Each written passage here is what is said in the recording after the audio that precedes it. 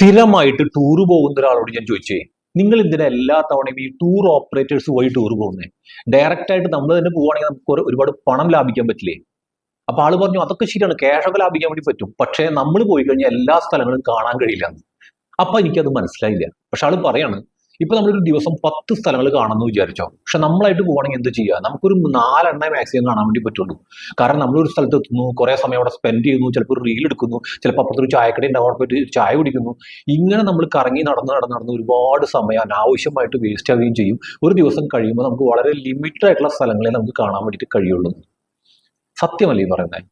അതേ സ്ഥാനത്ത് ഈ ടൂർ ഓപ്പറേറ്റേഴ്സ് എന്താ ചെയ്യുക, അവരിതെല്ലാം നേരത്തെ പ്ലാൻ ചെയ്തിട്ടുണ്ടാവും. അവർ ഫ്ലൈറ്റ് ടിക്കറ്റ് ആയിക്കോട്ടെ, ട്രെയിൻ ടിക്കറ്റ് ആയിക്കോട്ടെ, നേരത്തെ ബുക്ക് ചെയ്തിട്ടുണ്ടാവും.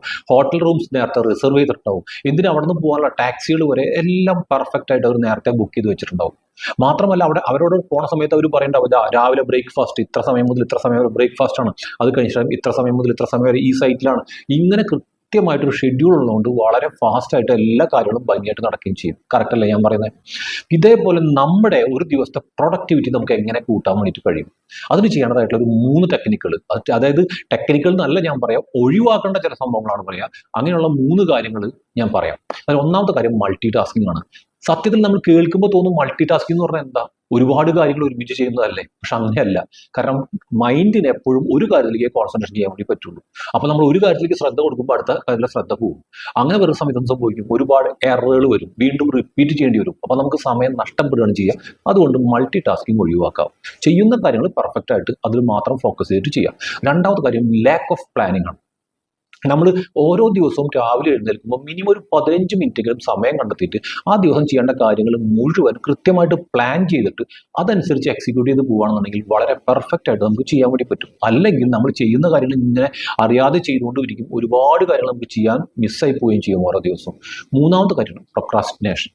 എപ്പോഴും നമുക്ക് നാളെ ചെയ്യാം, പിന്നീട് ചെയ്യാം എന്നുള്ള ചിന്തകൾ നമുക്ക് എപ്പോഴും വന്നുകൊണ്ടിരിക്കും. അതിങ്ങനെ മാറ്റിവെക്കുന്ന ഒരു ശീലം നമുക്ക് ഉണ്ടാവുകയും ചെയ്യും. അപ്പൊ നമ്മളെപ്പോഴും പ്ലാൻ ചെയ്യേണ്ടത് നാളെ ചെയ്യാമെന്ന് നമ്മൾ വിചാരിച്ച കാര്യം നമുക്ക് ഇന്ന് ചെയ്യാൻ വേണ്ടി പറ്റണം, ഇന്ന് ചെയ്യാമെന്ന് വിചാരിച്ച കാര്യം ഇപ്പൊ തന്നെ ചെയ്യാൻ വേണ്ടിയിട്ട് പറ്റുകയും വേണം. ആ രീതിയിൽ നമുക്ക് പോയി കഴിഞ്ഞാൽ ഒരുപാട് കാര്യങ്ങൾ വളരെ ഫാസ്റ്റായിട്ട് നമുക്ക് കംപ്ലീറ്റ് ചെയ്യാൻ വേണ്ടി പറ്റുകയും ചെയ്യും. ഓക്കെ, നിങ്ങളിൽ പല ആളുകളും ബിസിനസ് ചെയ്യാൻ വേണ്ടിയിട്ട് തയ്യാറാണ്, പക്ഷെ എന്താ ചെയ്യേണ്ടത്, എങ്ങനെയാ ചെയ്യേണ്ടതെന്നൊന്നും ഐഡിയ ഇല്ലാത്ത ആളുകൾ ഒരുപാട് പേരുണ്ടാവും. അതേപോലെ തന്നെ രണ്ടാമതൊരു കൂട്ടർ ബിസിനസ് ഒക്കെ സ്റ്റാർട്ട് ചെയ്തു, പക്ഷെ ഇപ്പോഴും അത് സ്കെയിലബിൾ ആയിട്ടില്ല, സിസ്റ്റമാറ്റിക് ആയിട്ട് അതിനെ കൊണ്ടുപോകാൻ വേണ്ടി കഴിയുന്നില്ല. ഈ രീതിയിലുള്ള ആളുകളുണ്ടാവും. ഇവർക്കെല്ലാം ഉള്ളൊരു സൊല്യൂഷൻ നമ്മുടെ കയ്യിലുണ്ട്. ചെയ്യേണ്ട കാര്യം, താഴത്തൊരു നമ്പർ ഉണ്ട്, വാട്സപ്പ് നമ്പറാണ്, ഒന്ന് വാട്സപ്പ് ചെയ്യുക, നമുക്ക് സംസാരിക്കാം. ഓക്കെ, അടുത്ത വീഡിയോയിൽ വീണ്ടും